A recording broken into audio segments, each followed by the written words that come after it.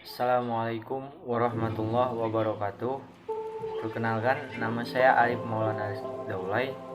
Saya dari kelas PJKR 5F, NIM 62033111052. Adapun tujuan saya membuat video ini yaitu untuk memenuhi tugas proyek mata kuliah metodologi penelitian.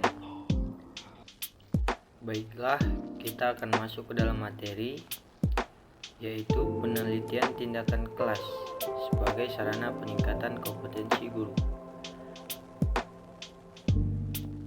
Penelitian tindakan kelas adalah penelitian dari, oleh, dan untuk guru dengan tujuan untuk meningkatkan keprofesionalan guru. PTK dapat pula diartikan sebagai penelitian yang bersifat reflektif dengan melakukan tindakan-tindakan tertentu agar dapat memperbaiki atau meningkatkan praktik-praktik pembelajaran di kelas secara lebih profesional. Prinsip penelitian tindakan kelas yaitu 1. Pelaksanaan penelitian tidak boleh mengganggu atau menghambat kegiatan pembelajaran.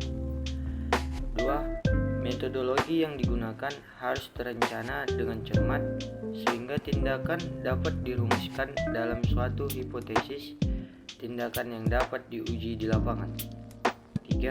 Masalah yang dipilih harus menarik, nyata, tidak menyulitkan, dapat dipecahkan, berada dalam jangkauan penelitian untuk melakukan perubahan dan peneliti merasa terpanggil untuk meningkatkan diri.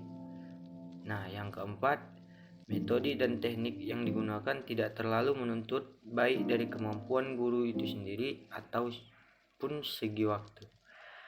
5. Harus memperhatikan etika penelitian, tata krama penelitian, dan rambu-rambu pelaksanaan yang berlaku umum. Seperti yang diteliti harus dihormati kerahasiaannya. Semua yang terkait setuju dengan prinsip-prinsip penelitian, harus ada laporan, dan lain-lain. Dan terakhir, 6. Kegiatan penelitian pada dasarnya harus merupakan gerakan yang berkelanjutan atau non-going, karena cakupan peningkatan dan pengembangan sepanjang waktu menjadi tantangan. Nah, masuk ke karakteristik, tujuan, dan manfaat penelitian tindakan kelas. Karakteristik bersifat situasional, artinya masalah diangkat dari praktik pembelajaran keseharian yang benar-benar dirahasiakan oleh guru, peserta didik, atau keduanya, dan kemudian diupayakan penyelesaiannya melalui penelitian. 2. Merupakan upaya kolaboratif antara guru dengan peserta didiknya atau antara guru dengan kepala sekolah, yaitu suatu kerjasama dengan perspektif berbeda. Ketiga, bersifat self-evaluatif, yaitu kegiatan yang dilakukan secara kontinu, dievaluasi dalam proses dan bertujuan untuk perbaikan dan peningkatan praktik pembelajaran. Nah, masuk ke tujuan. 1. Untuk perbaikan atau peningkatan kualitas proses dan praktik pembelajaran secara berkesinambungan. Hal ini dapat dilakukan dengan melakukan refleksi, yaitu melakukan analisis, sintesis, interpretasi, eksplanasi, dan kesimpulan. Kedua, pengembangan kemampuan dan keterampilan guru untuk menghadapi permasalahan aktual pembelajaran di kelasnya atau di sekolah. Sekarang masuk ke manfaat. Guru makin profesional oleh karena guru terbiasa melakukan penelitian sehingga menumbuhkan budaya peneliti di kalangan guru dan mengambil risiko dalam melakukan pembaharuan.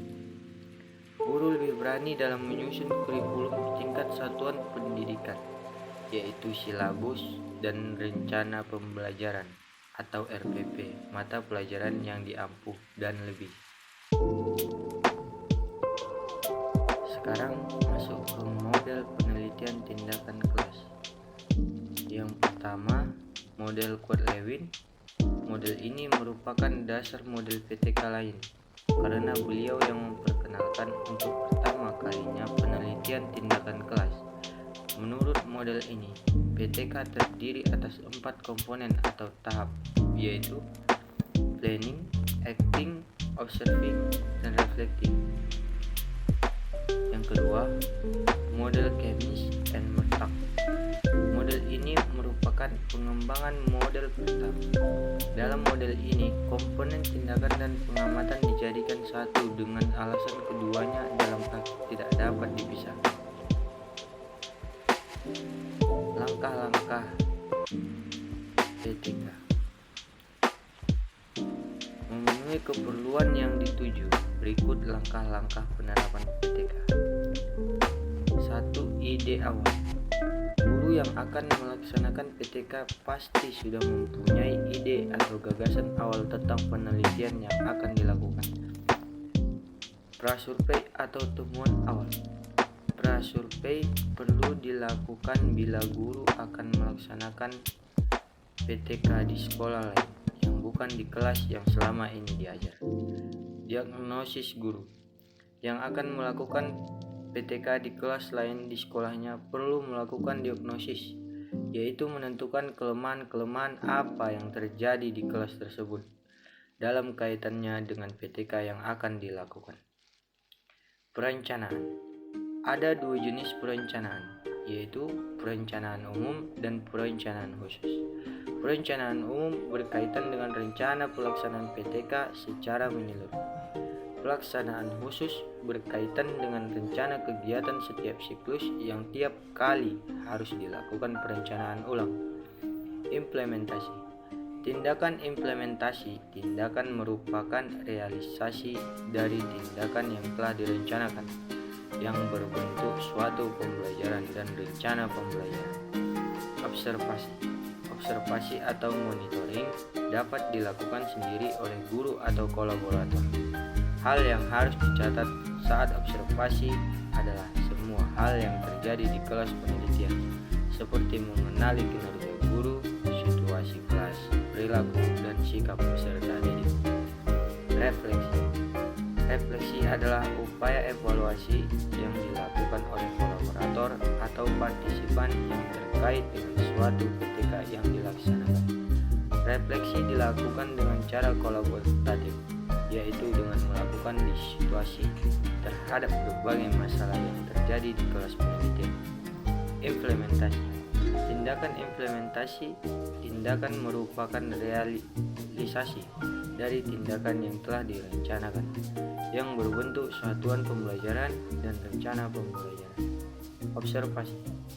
Observasi atau monitoring dapat dilakukan sendiri oleh guru atau kolaborator.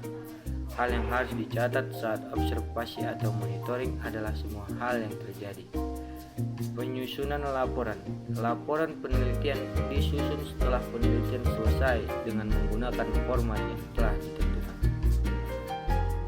Baik, sekian penjelasan dari penelitian tindakan kelas.